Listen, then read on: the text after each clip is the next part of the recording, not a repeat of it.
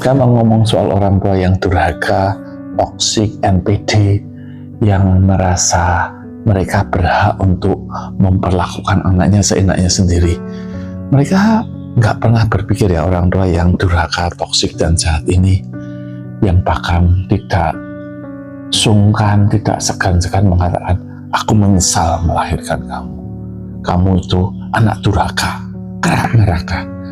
Sampai anaknya itu merasa apa ya, benar ya aku ini salah, dosa. Sampai anaknya itu merasa benar-benar sia-sia dia dilahirkan di dunia ini. Bahkan sampai anaknya bertanya, untuk apa aku dilahirkan? Aku kan tidak menginginkan lahir di dunia ini. Ini kan keinginan papa mama. Uang makin dimaki-maki. Orang tua kayak gini, mereka yakin, beranggapan dan yakin bahwa apa yang mereka lakukan ini benar untuk kebaikan anak-anak. Supaya anak-anak itu bisa berbakti, supaya rezekinya lancar, hokinya lancar. Orang tua NPD dan toksik ini pernah mikir nggak, apakah kalau kalian jadi anak-anak, kalian mau diperlakukan gitu? Mau nggak? Tapi ini kan demi kebaikan mereka. Aku didik ini supaya kebaikan mereka. Aku dididik kayak gitu oleh mama papaku. Lawang didikan kejam dan jahat, masa mau diteruskan? Loh, tapi aku jadi sukses karena itu.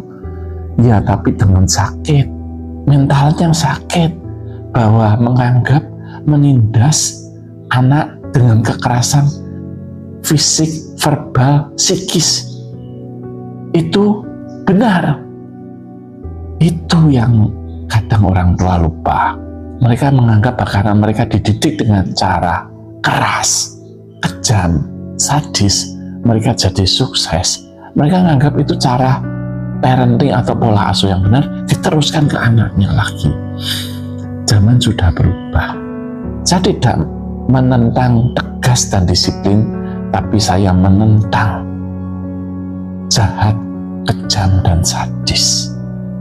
Kita harus refleksi, mau nggak andai kata kita jadi anak diperlakukan kayak gitu oleh orang tua kita? Apa nggak kita batin, ya aku memang salah, tapi nggak usah dibentak-bentak kayak gitu dong, nggak usah dikebuki kayak gitu, nggak usah direndahkan martabatnya kayak gitu kan, nggak usah ini loh yang saya sering dengar juga, dilonte-lontekan, dibajingan-bajingankan, diasuh-asuhkan.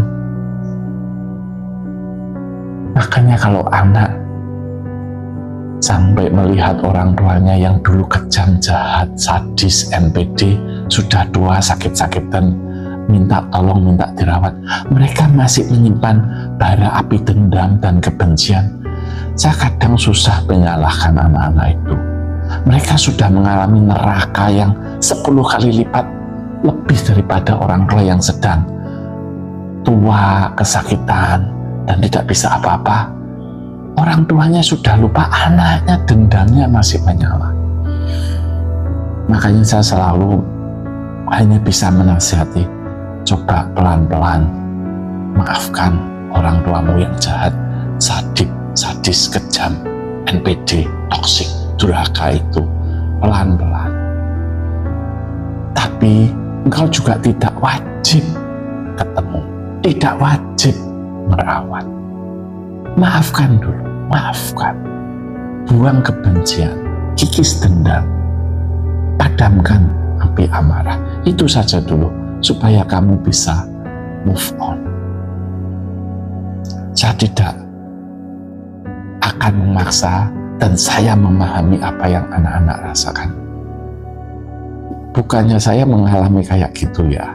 Ya meskipun orang tua zaman dulu, bahkan sampai sekarang pasti ada toksik-toksiknya lah.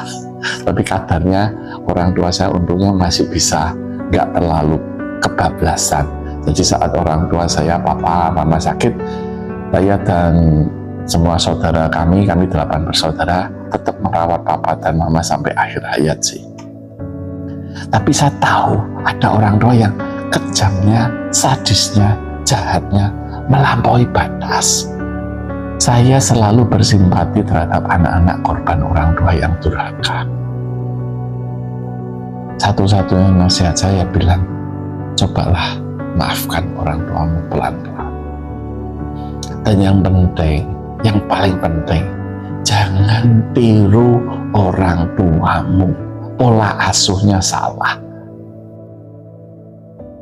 Anak itu harus dididik dengan tegas, dengan disiplin, tapi dengan penuh kasih sayang, bukan dengan penuh makian, hajaran, pukulan, merendahkan martabatnya.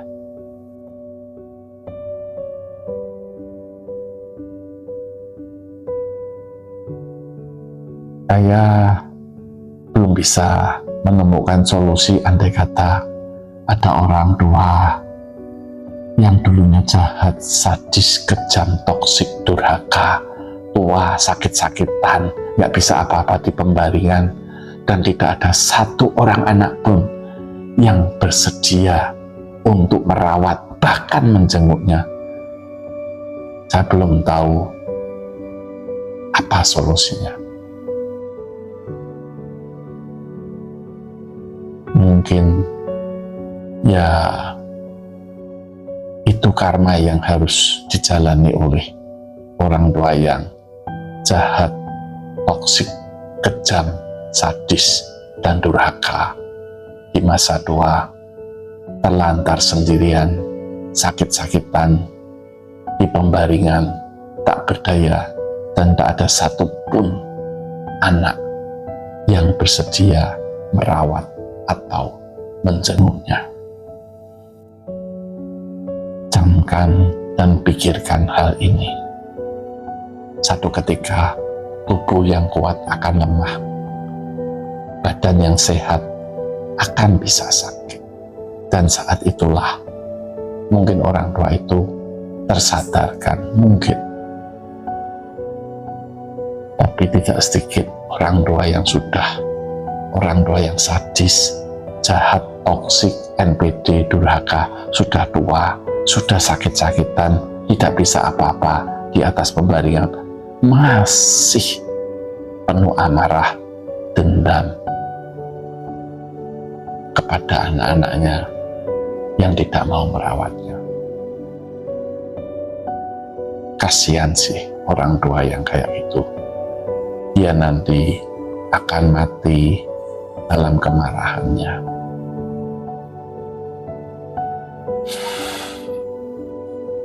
Cus.